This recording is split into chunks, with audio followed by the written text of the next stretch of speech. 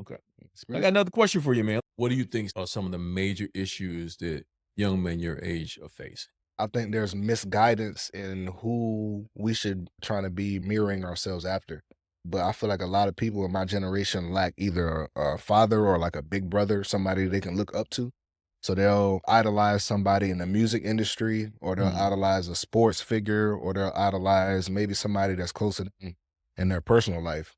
And it may not be the right idol, it may not be the person that you want to create an image of yourself after.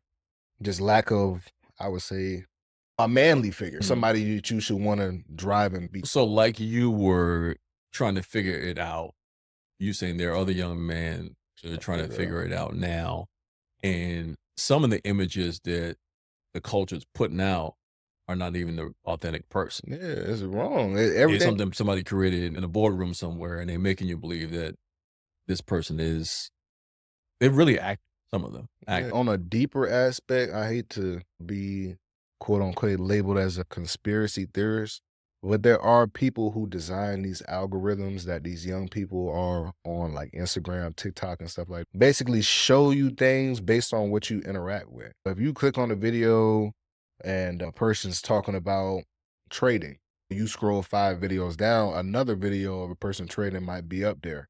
If you click on a video of somebody fighting in school, you scroll down 2, 3 videos, you're gonna start seeing more of those fighting Yeah, videos true. and stuff popping up. The way that they build these algorithms is scary. Like, it's literally designed for the For You page. It's whatever you're interacting with the most. And that goes down to personality people because everybody's not interested in the same things. You got some people who are overly sexually active. You got some people who glorify gang hits and gang banging and stuff like that.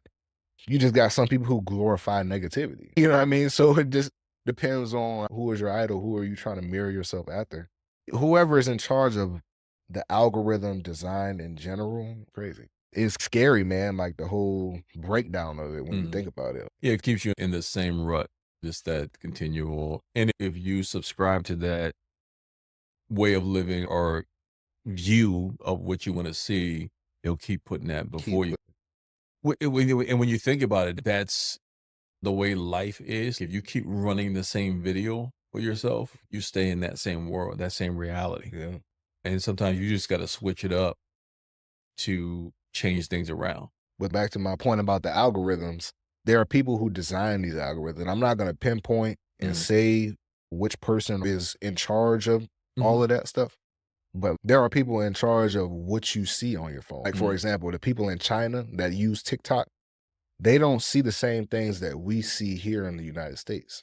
If you're on TikTok and you get up there, you can view rapping videos, things about celebrities, funny videos and stuff like that, whatever. It's not really educating. If a person in China opens their TikTok up, over there is like learning stuff. The other countries have more control over what people see. Here is a freedom. You can pretty much see anything you want, unfortunately. And that's a difference because when I grew up, it wasn't like That's another generation. yeah. And I think that is such a challenge for parents to deal with today because your kid has the world in the palm of their hands. World Wide Web. You can go on that phone and look up anything.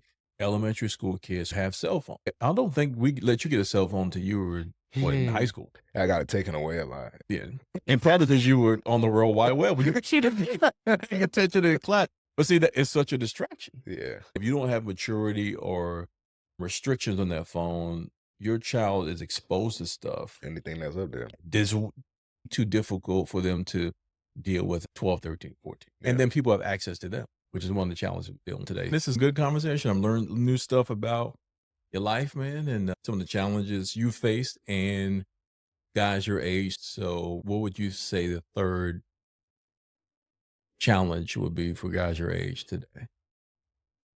The 20 something year old, like what are you facing today where you're going, man, this is I think the economic setback, that's a difference because for the past couple years, the economy has kind of been going down, especially with the stuff that Trump's got going on now with the tariffs and everything like that, the whole tariff war.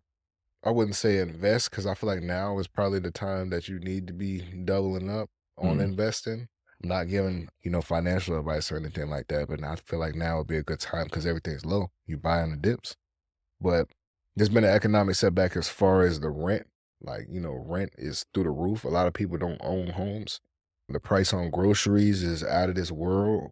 It's hard for people who are only working one job to try to manage Mm. all of these things. You paying rent, car note, utilities, and then you have to still live life at the same time. Now that's a major difference because, when I came out of school, rent was decent and you Mhm. could still make a decent salary and pay rent. Now people are paying rent 17, $1,800 for a one-bedroom apartment. It's nothing. I mean, and then that's only for like if you're renting an apartment. God forbid that you have a family, you need to rent a home. Mm. That's even scarier. We're talking like 27, like probably upper echelon of $3,000, close to $4,000 per month for an apartment. Some people don't even make that much in a month. You think about what they say the median salary for people in the United States is around like 50 something, 54 or something like that. Mm. So if you quote unquote consider yourself doing good, put yourself in the tax bracket above that, that's like 65, you would have to be literally making close to 100 grand just to be comfortable living alone. Like if you're with somebody, it makes it a little bit easier because you have somebody there that can support you financially, help you out in those hard times. But when you single, it's hard out here. You know what I mean? So Yeah, it's a different time. But it's different for you guys coming out of school because I can't imagine coming out of college and then I'm hearing that rent is 18, 1900, $2,000 a month, and you're just starting your first job. It's like, well, and you haven't eaten, you haven't paid your car note. now outside of renting, you got some people who have been renting for years and want to buy a home. But think about the process that it takes now to buy a home. You got to do the credit check. You got to put down your deposit, $1,000, or it might be more for more expensive homes. You got to think about beating the people on the sale price because you could put an offer down and then a company, for whatever reason, might be looking at the same house you're looking at and they outbid you. Now your offer means nothing. Well, because I think the process probably was always the same, but companies buying properties, that Yeah, is like Airbnb and right. Zillow and stuff, it makes it harder for people who want to have the amenities of having a home, a Mhm. single detached home. I have a townhouse right now, so Mhm. I'm setting the foundation now to where in the future we will have enough equity for me to be able to go and buy a nice single family home or a Right. multifamily home in the Mhm. future. I thought that I could kick the door down with starting with something small first. And that's good. I think you're in a perfect place because real estate is, if you do it right, it's a money. It's something that definitely can help you as a resource, using a home as a rental and then having your main home you stay or multiple homes and do well. So yeah, I think you're in a good place for that. Everyone's not starting out. And there's some people who are fine with living in an apartment. There's nothing wrong with it. I know people who never want to own, only want to rent, and that's fine. But I think home ownership is a part of the American dream, right? And that's important. And it is important for families that want to build. Absolutely. Yeah. And for people out there that are wondering, it is very possible. Are you talking to a homeowner? I'm not very far along in the game. I probably only owned my home for like close to 4 years. But I can tell you there were certain times that I was looking at my checking account and scratching my head, like, because I didn't realize everything that came with owning a home. You're responsible Oh if yeah. anything breaks. Hmm. If you don't have no, Some break, you call yourself. yeah, you can't call the Call nobody landlord else. because you the Yeah, you're landlord the now. landlord. You're your own You know what I landlord. mean? So I had to learn that lesson very quick. I'm thankful for my man Tex. Shout out Tex. He was able to help me out a lot. But after doing those things in the home, it makes you feel good about yourself too. It's my house. I did renovations to it. If I were to sell it right now, it would go for more than what I bought it for. So I remember when we bought our first home in Suffolk. We were renting an apartment. Now, your mother grew up in a 5-bedroom house on Long Island, so she was used to it. I grew what up was in a 3-bedroom condo in Harlem, so your I never owned a house. So yeah. when we first moved in, signed the papers, I put the couch in. You were young. And I sat down and I was just looking around and she was like, "What are you doing?" And I was like, "Give me a moment." And she was like, "We gotta put the stuff in." I said, "Just give me a moment." "What's the problem?" I said, "You lived in the house." I'm Mm. like, "This is the first time that I've ever owned a home and Yeah. it's mine." I said, "Just let me check.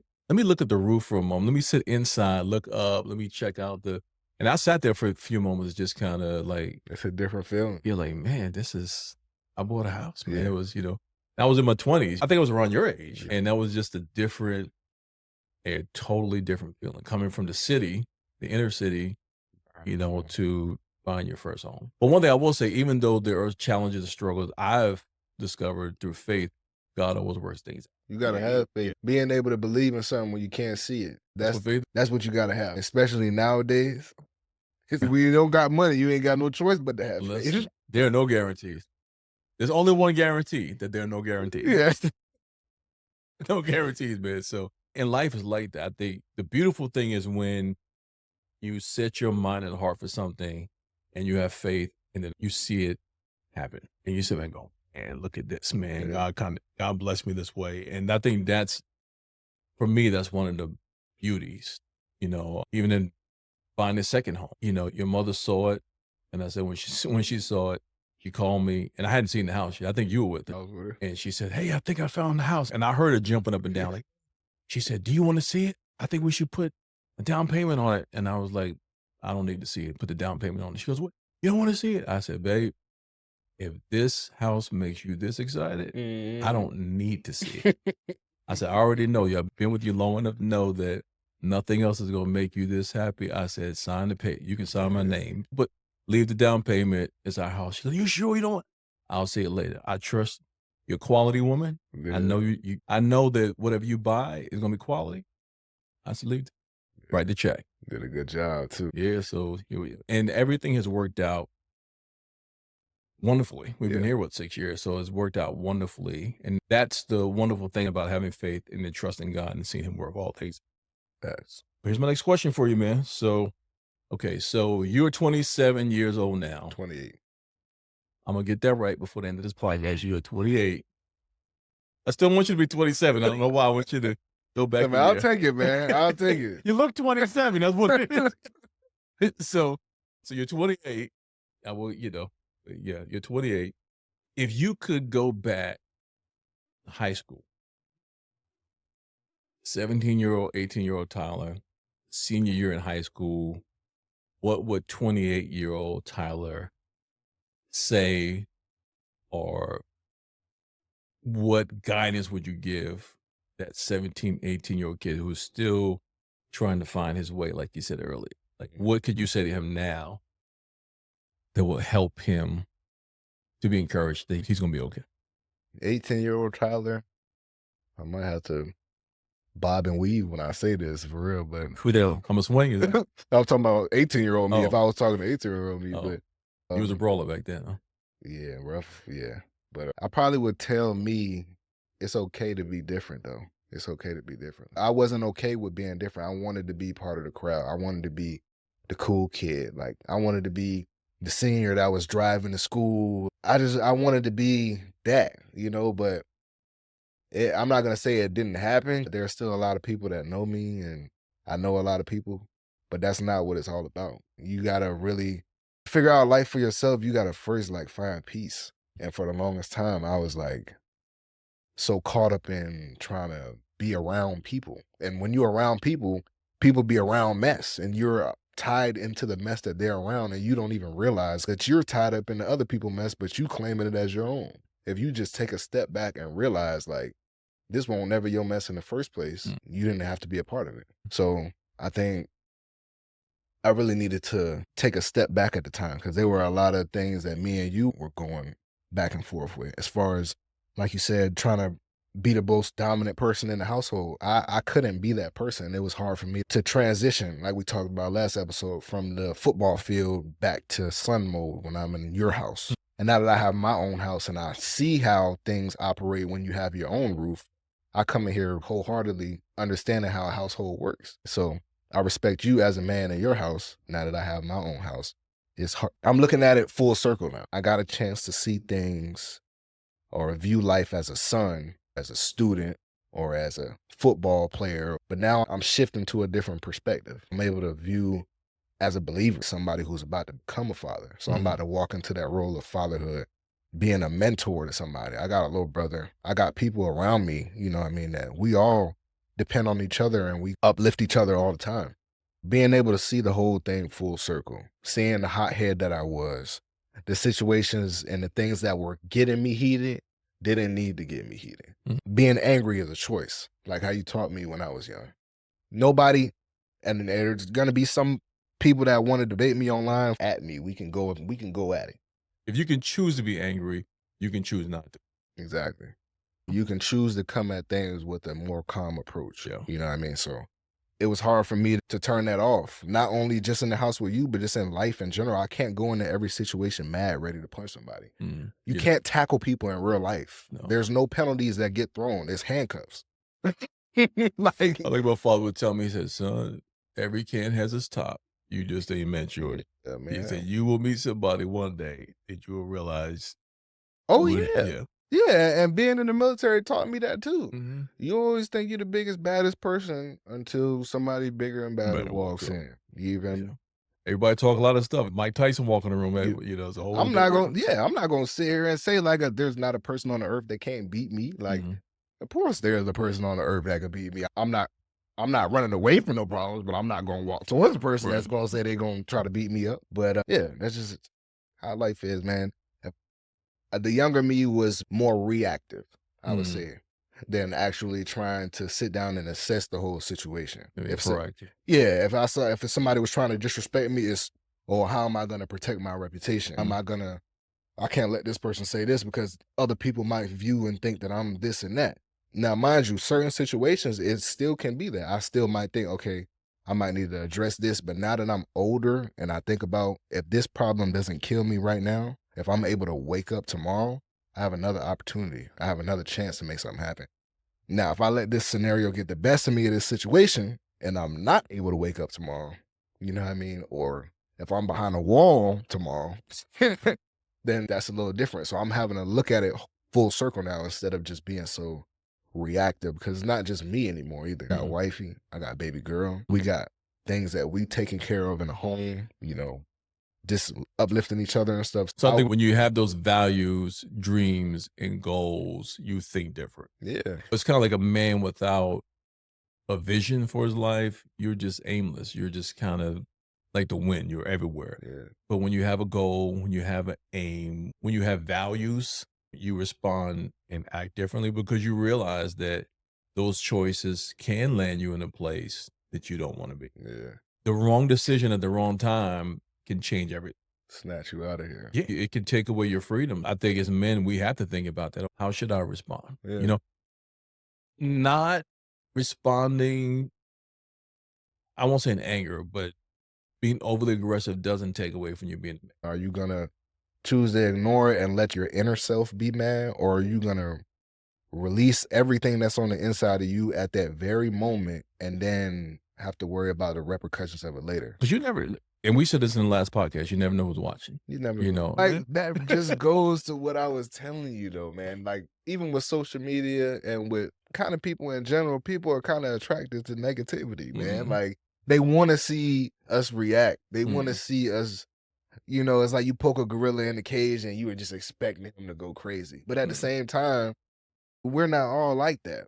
Mhm. But okay, let's shift focus for a minute though. Let's put ourselves in the skin folk position. If we are them and you see somebody lash out, your automatic thought process would be, well, this person is capable of doing this. They're probably stronger than me. They have more background fighting and stuff like that because they grew up in a different neighborhood or whatnot. If we're sitting in here, right, and there's 10 lions walking down the street, we're not going to take the chance to go pick out one of those 10 and be like, oh yeah, this is a friendly lion. He's not going to eat me. You're not going to take that chance because you know what the lion is capable of. Right. You know the jungle they come from. You know what they had to do in order to stay alive. So we looking at the lion a little different. Like, okay, they cool, they're fierce and they're mighty, but we got to love them from a distance because we don't want to be in that action. So I wonder if that's how skin folk look at kinfolk and they like, okay, we know what you're capable of. We know what jungle you came from. I think definitely there's some stereotypes. Like you said earlier, when you walk into a place, people assume or expect a certain Demeanor. Yeah. Attitude. So like in business, I'm a regional operations manager for a company. I travel for work. I've been places where I've flown to another state, and when I talk on the phone, I don't think people often know what I look like. But when I walk into the room, it's like, oh, but I've been blessed to when I open my mouth, people go, oh, it's See? a different. So I would say that we have to work a lot harder Mm. for presentation. Like I dress up for work, and there are other people who don't dress like I do. And I had one guy say, "You overdressed," and I said, "No, I don't." He said, "You underdress." You don't understand. When you walk in the room, it's different when I walk in. Yeah, literally. I said, "I have to be a step above where you are," and I helped him to understand that. He said, "Like you?" He said, "Yeah, I guess you're right." I'm like, "Yeah," I said, Yeah. "because I'm looked at differently than you are. You can walk in khakis and a polo shirt, and you're fine. Not so much." Yeah, they would automatically assume you have a 745 credit score. You got a job that's 100,000 and you drive a Maybach outside maybe. But us, it doesn't work like that. Yeah. That goes back to the car dealership thing that I was telling you about earlier. Mhm. When I walked in there, it wasn't my intention to try to be like, oh, I know how to put on a suit or whatnot, but it's just because I don't want you to associate me with that stereotype. Right. You know, it's already harder for me. I can't take these off when I wake up in the morning. You know what I mean? It's just part of who I am. A lot of people aren't willing to accept that part of our culture. A lot of people view locks, not dreads. A lot of people view locks as, you know, you're a hood guy. You smoke a lot of weed. You must be a gangster. You like trap music and stuff like that. A lot of that stuff is tied to our culture. I'm not going to lie. But that does not classify every single last one of us. I like Chief Keef. Don't get me wrong. That's cool. I never said You I said want Chief Keef. Chief Keef. Yeah, see? Generational gap. It's That's the the gap. difference. See, this is a generation difference. I have no idea what you're talking about right now. But no, he my generation think he cool. Your generation. This generation, at least I don't. Maybe people my generation know who he is. I have no idea. All right, child. But that's what I was saying though. You know, I feel like now switching perspectives again, back to skin folk. Skin folk look at kinfolk that are like me, with locks, with tattoos, as a threat. Mm. I hate that it's like that though. Cause like I was in the Coast Guard. That was a complete culture shock. I went to 2 HBCUs. It was North Carolina A&T first, and I went to Virginia State. So me being around mostly black people and then being shifted into an environment where there are mostly Caucasians was a huge culture shock. There was an instance one time where like literally my life was in danger. I don't even know if I told you this story. Probably. I would have remembered, so you probably In the didn't. Coast Guard, man, I get emotional every time I tell this story because man, I need to get tissue. No, but man, they threatened to lynch me, man, one time when I was on the boat. No, you did not tell me that story. Man. Yeah, man. That's kind of deep for the podcast, man, but there's not a lot of us in there. And I'm not going to say that they don't like that, but they're not as opening to it. You know what I mean? You got to come with something. Like you can't be a street thug, black guy in the Coast Guard and you around a different ethnicity of people and expect to be accepted as easily. You're only going to be accepted for a few things. One, if you are a local in the city and you're able to introduce these people to different crowds that they might find themselves appeasing to, or you're a hooper going down there playing basketball. I feel like LeBron James out there sometimes. Like, I'm not even a basketball player, you know that. But like, I don't know, man. You got to come with some. I'm not saying that I met some cool skinfolk people in there, and I still love them genuinely. You know what I'm saying? But there were a couple of encounters I ran in there where people were just really racist, and it's not anything that I could do about it. I trained them though. Like these are people that came to the boat after me. Like I trained them up on what they needed to do, things that they needed to learn, and then like it was full circle after that. They just changed up on me, like, oh. Like, yeah, we're not gonna associate ourselves with Brown. The night that I found out they were coming to lynch me, right? I was standing on watch. They literally were coming to do They had a plan. They were trying to devise a plan while I was asleep in my rack. They were gonna, maybe it was a mooring line where we moored the boat of the ship up with to the pier. They were trying to put that around my neck while I was sleeping in my rack because I was on the middle. It was like 1, 2, 3 racks stacked on top of each other. I had the middle rack. So it's easily accessible. You didn't have to reach up. You didn't have to reach down. You just walk right in the middle, and I was right there in the middle. So I was on watch one night, and I think I had the late watch. Like it was like we used to do what 6-hour watches or something like that. So I'm up on the bridge, looking out over the ocean. There was a fireman that was a close friend with me. He comes up on the bridge on the wing. And he's like, "Hey man, I need to tell you something." I'm like, "What's up?" He's like, "You need to watch your back around here." I'm like, "Watch my back for what? Like, what are you talking about? We on a boat, bro. Like, what's gonna happen on a boat?" And he's like, "Bro, there are certain people in our department that really don't like you." And I'm like, "For what?" If you man enough, come tell me you don't like me and we can talk it out. If we Mm, can't talk it out, we will figure it out. You know what I mhm, mean? How we gonna go about this? So he told me straight up, like, you need to be aware because there are people that's trying to take you out for real. And I'm like, take me out. Like, what are you talking about for real? And mhm. he's like, no, bro, like for real. And then it comes out, stuff comes out that these people were trying to kill me. Like it Did you wasn't. report it? Did Yeah, of okay, course. okay, Yeah, I did not. That's not nothing you can okay. just let that Did they fly do under the anything about rug. it? That's the That's not the part for podcast. me. Okay. That's the part for me. And that's why I get emotional, man, because it's like, man, another person could be in there going through the same thing, right? And if you don't got no help, if you don't have somebody that can help you out, because a lot of people they thought I was playing. They thought it was a joke, but if something would have really happened, Mhm, it would have been on them. Now everybody in a frenzy, oh, we could have did something to try to help. I hate that I take measures into my own hands though.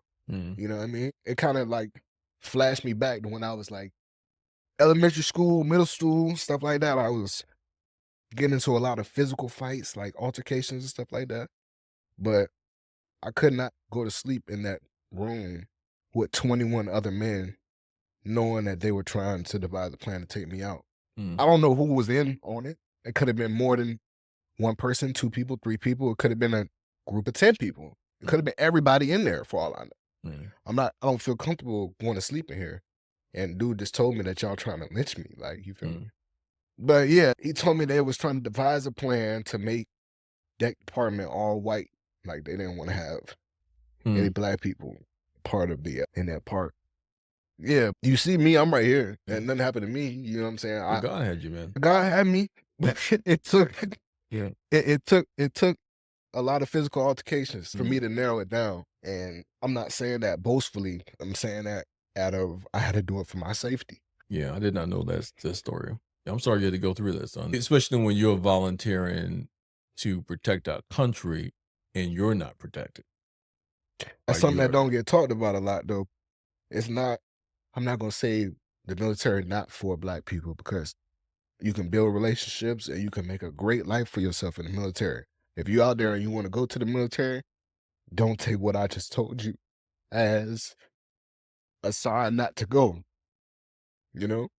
Unfortunate things happen to good people. I'm not saying that it's going to happen to you because you can go in and you can have a 20-year career and make something out of it and make a change for people who are in. You know what I mean? So right. Hold on 1 second. Let's get you some tissue. if you are a part and you can be, a positive anything to anybody in the military, check in on them, call them, make sure that they all right, bro. Because being in the military, sometimes you feel like it's just you. Mhm. Sometimes you feel like you don't have nobody else. You out there on that boat, or you out there in the field, in the desert, whatever branch you in, and you just alone to yourself. You don't have a cell phone. You can't call home. You know what I mean? Like it's a lot of stuff that can flow through your mind. Mhm. You know what I mean? So my situation didn't turn out to be anything too crazy. I got down to the gist of it, and me and those people, we did our thing as men. You know what I'm Mhm. saying? And I wasn't going to accept nothing else. And that was going to be that. Like, I wouldn't be sitting here in front of you today telling you that I was okay with another person telling me they're going to kill me as a soldier. And that's not something as a human being you should have to experience. Never mind, enlisting in the military and then people, which I'm sure maybe it does happen more often than we know, but that's not something you should have to. And that's shameful that did happen, for whatever reason. But I'm glad that it didn't happen. I know they had a plan, but what I've discovered is obviously God had a plan that was greater than their plan. And so, yeah, I mean, you go through those challenges. So that's definitely a challenge, a struggle. We talked about values, differences in the past and struggles. That's definitely one that can shape you in a good direction Well, or a bad one.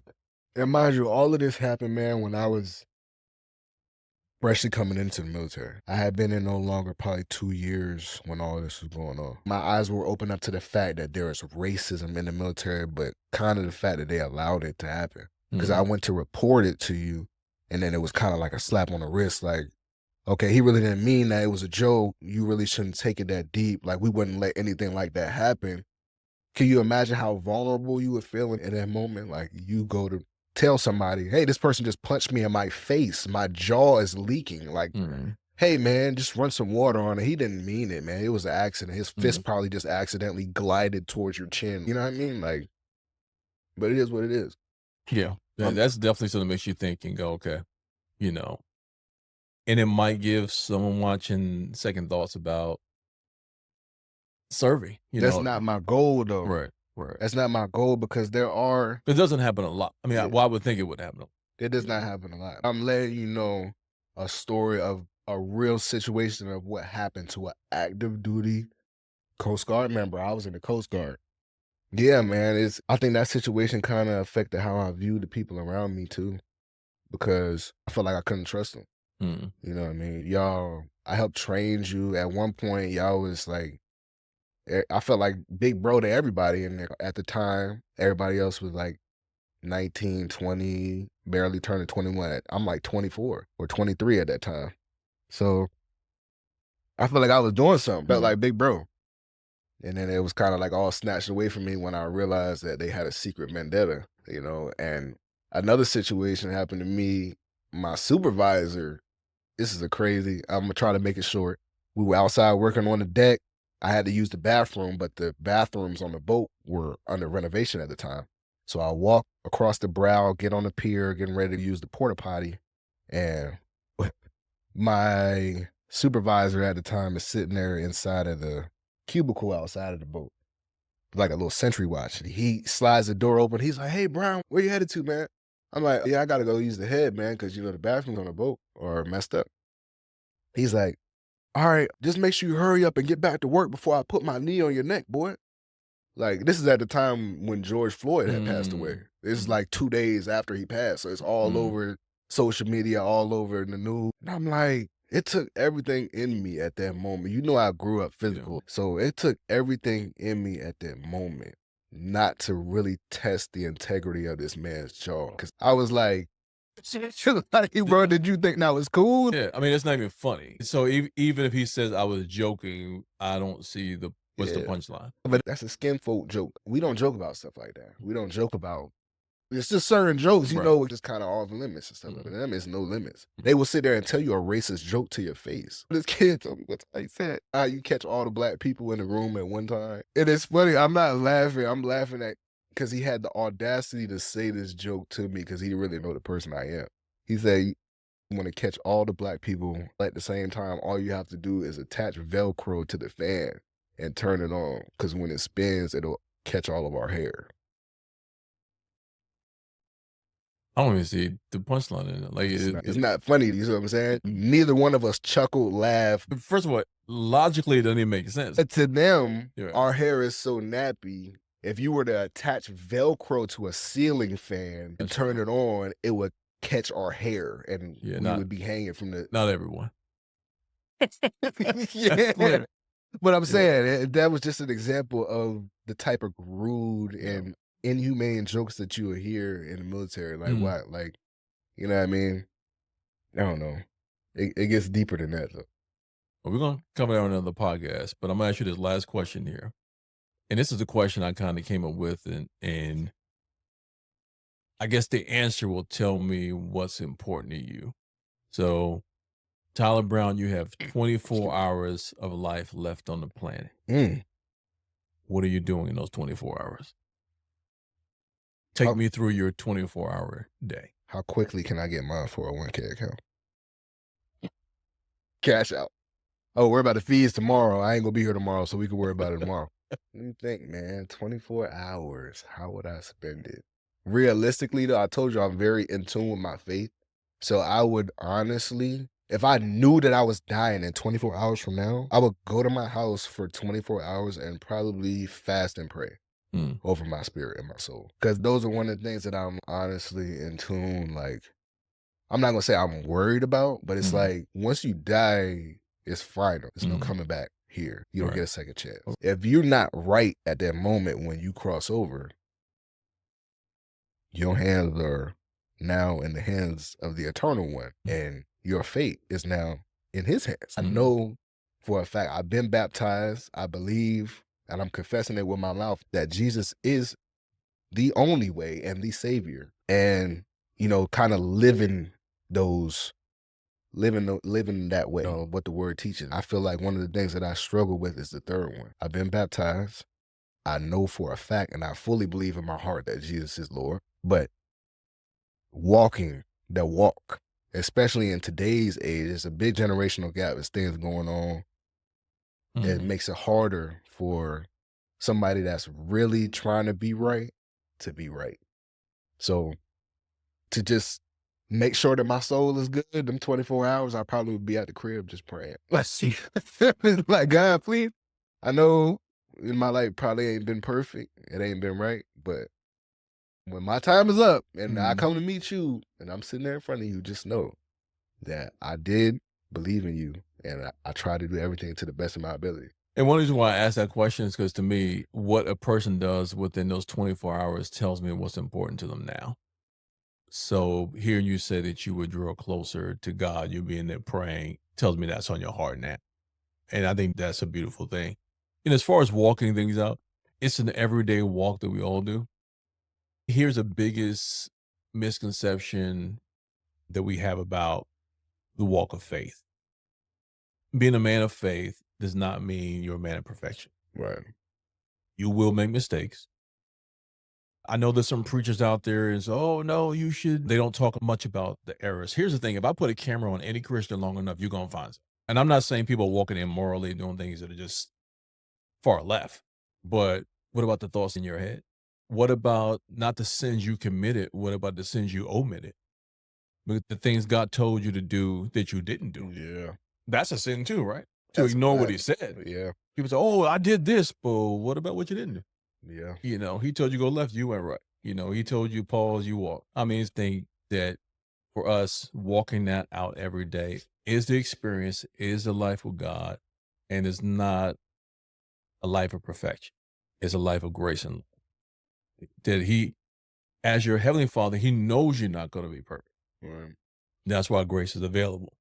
Not that you intentionally do anything, but if you make a mistake, you have an advocate with the Father that you can go and talk to and understand there is forgiveness there.